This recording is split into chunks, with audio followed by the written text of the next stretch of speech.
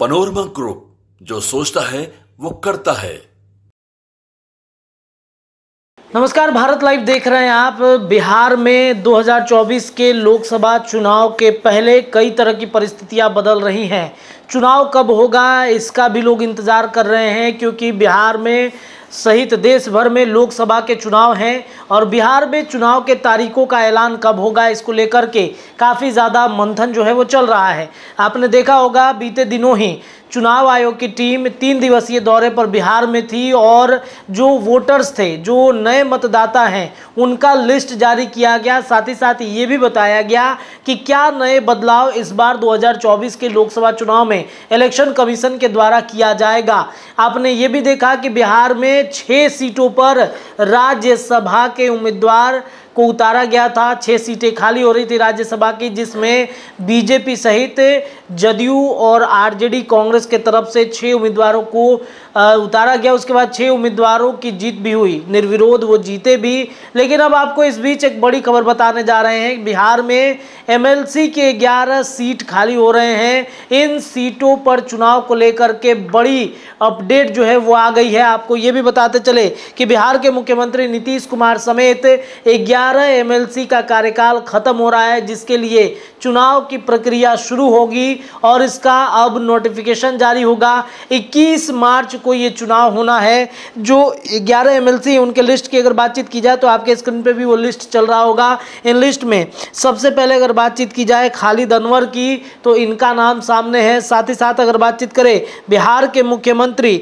नीतीश कुमार की, तो इनका भी नाम सामने आ रहा है। साथ ही साथ आपको ये भी बताते चले कि बिहार के मुख्यमंत्री नीतीश कुमार के साथ साथ पूर्व मुख्यमंत्री राबड़ी देवी का भी नाम है। भाजपा नेता शहनवाज हुसैन की भी बातचीत आ रही है। इसमें जदयू नेता संजय कुमार झा, अब उन्हें राज्यसभा भेजा जा चुका है, तो उनके जगह पर अब कौन आएगा, कौन नए चेहरे आपको देखने के लिए मिलेंगे संजय झा के जगह पर, तो उनका भी अब नाम सामने आ गया है। साथ ही साथ कांग्रेस के नेता प्रेमचंद मिश्रा की भी नाम सामने आए हैं। हम नेता संतोष कुमार सुमन भी हैं और भाजपा नेता मंगल पांडे हैं। तो वहीं राजद के नेता रामचंद्र पूर्वे भी हैं।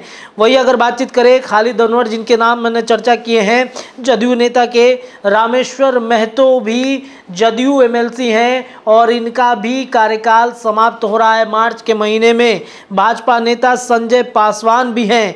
तो अब आपको बता दें कि जो नोटिफिकेशन है, जो प्रक्रिया है जिसकी शुरुआत होगी, उसमें 4 मार्च को नोटिफिकेशन जारी होगा। 11 मार्च तक नामांकन की आखिरी तारीख है। 12 मार्च को नामांकन की जांच होगी। 14 मार्च को नामांकन वापस लिए जाने का डेट दिया गया है और 21 मार्च को चुनाव होगा। शाम तक रिजल्ट आ जाएगा।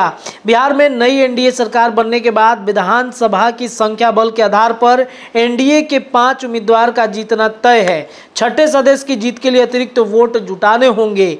कैसे होगा, वो प्रक्रिया कैसे की जाएगी, अब इस पर मंथन एनडीए गठबंधन में इस वक्त चल रहा होगा, या फिर ये समझ लीजिए कि वो मंथन पूरा भी किया जा चुका होगा कि कैसे जो छठे उम्मीदवार है उनकी जीत कैसे दिलाना है। आपको ये भी बताते चले कि जानकारी के अनुसार एक उम्मीदवार की जीत के लिए जो 22 विधायक होते हैं उनके समर्थकों की ज़रूरत होती है। और साथ ही साथ ऐसे में एनडीए के पास भाजपा के 78, जदयू के 45 और हम के 4 और 1 निर्दलीय विधायक के वोट हैं। इनमें 3 सीटें भाजपा आसानी से जीत लेगा। जदयू की 2 सीटें निकाल लेगा। 1 सीट पर मुख्यमंत्री का चुनाव होगा, दूसरी सीट पर जदयू के ही किसी दिग्गज नेता को भेजा जाएगा। तो मंथन का दौर शुरू हो चुका है और 11 जो सीटें हैं, इन सीटों पर 21 मार्च को चुनाव होंगे एमएलसी के और 21 मार्च के देर शाम तक रिजल्ट भी आ जाएगा। तो इंतजार कीजिए, नए एमएलसी बनेंगे या फिर वही लोगों को रिपीट किया जाएगा। फिर से चर्चाएं जारी रहेंगी। देखते रहिए भारत लाइव। धन्यवाद।